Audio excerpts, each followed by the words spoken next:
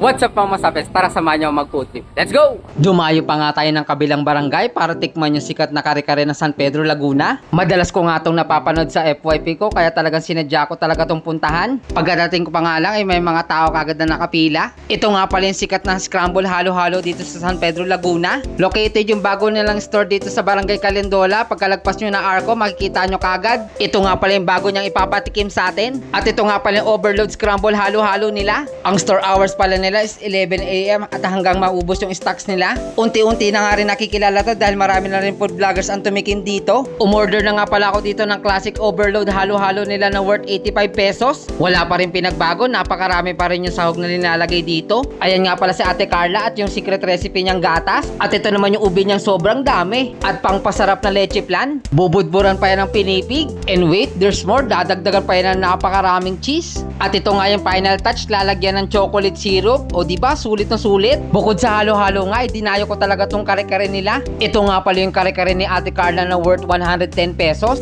Mukhang pamilyar tong kain na to ah.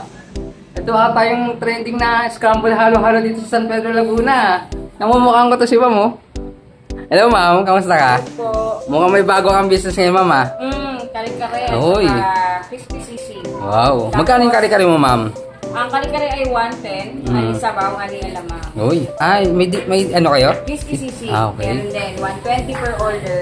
Tapos dinakdakan every weekend na Oo, okay. Ano pa rin ba kayo nung halo-halo? Yung scramble halo-halo? available pa rin siya, yung scramble halo-halo, ube cheese, tsaka ube overload. What's up mga masapins? Tikman natin itong sikat na kare-kare dito sa San Pedro, Laguna. Ito yung kare-kare ni Ate Carla. Let's go!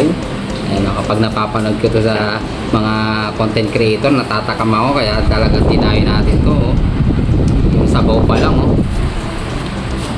Grabe. Creamy. Oh. Lasang-lasa yung mani. Tapos lalagyan natin ng konting alamang. Siyempre lagyan ng konting kanin. Tapos gulay. Ayun oh. Solid oh.